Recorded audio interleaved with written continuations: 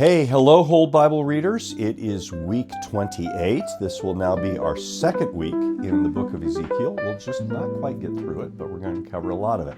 So we've seen already in this book how the early chapters show us that God has abandoned Jerusalem and Jerusalem's temple because of Judah's unfaithfulness.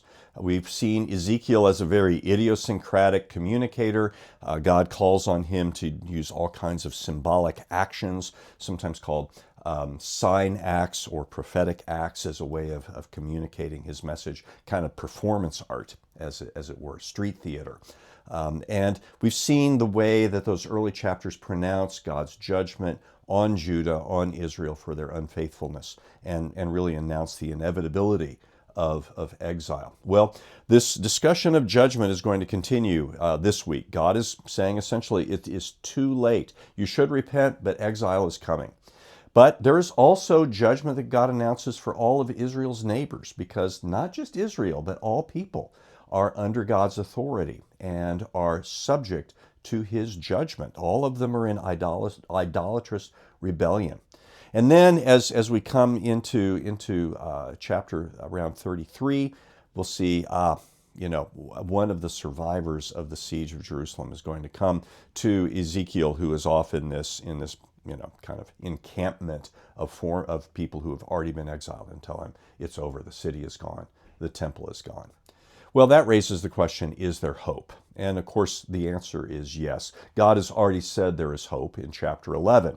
And so now we're going to see that hope in these later chapters of Ezekiel articulated even more strongly, especially as God says, my people have had bad shepherds.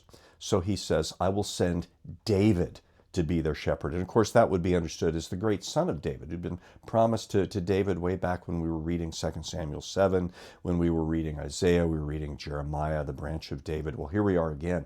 But it's interesting in this chapter that God is also going to say, I myself will shepherd my people. And so that's going to be a kind of a paradox. How can God send David to be the shepherd and be the shepherd himself? We'll want to think about that when we see Jesus come on the scene. And there are other images of hope that we will see in this passage as well. Well, there's a kind of a controversial section we'll come into later in Ezekiel, and it's a discussion of this mysterious Gog thing. Well, Gog has often, in people's speculation, been identified with different particular political, military things. I mean, I grew up, during the Cold War when everyone thought the Soviet Union was Gog. I shouldn't say everyone. Some people thought that. Well, probably the best way for us to understand Gog is to think about Ezekiel writing, through these many centuries now that Israel has come, and the many empires that they've been under. They began under the oppression of the Egyptians, and eventually they come under the Assyrians, and now the Babylonians. And beyond this, there's going to be the Persians, there's going to be the Greeks, there's going to be the Romans, and we're kind of right in the middle of this. Well, Gog serves as a kind of a collectivization, a composite figure for all wicked human empires, all the ways that human beings try to bind themselves together to run the show themselves. Think about the Tower of Babel. And what's the message here? Well, God is going to defeat all of wickedness, this wicked empire. And we'll get just a glimpse of what we'll have at the end of Ezekiel, as we're not quite at the end of the book. Ezekiel is going to describe in some kind of tedious detail that reminds us a little bit of Exodus, of the new temple that God is promising. Now, some folks take this as a literal image. I and a lot of others think that it's really referring to what Jesus speaks of when he says to the Samaritan woman, which one is the right temple? And he says, well, the time is coming, and now is, when those who worship will worship in spirit and truth.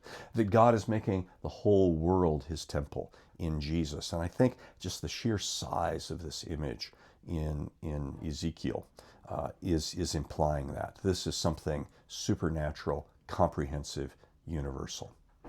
All right, hope you enjoy your reading this week. Ezekiel is a trip, but enjoy the trip.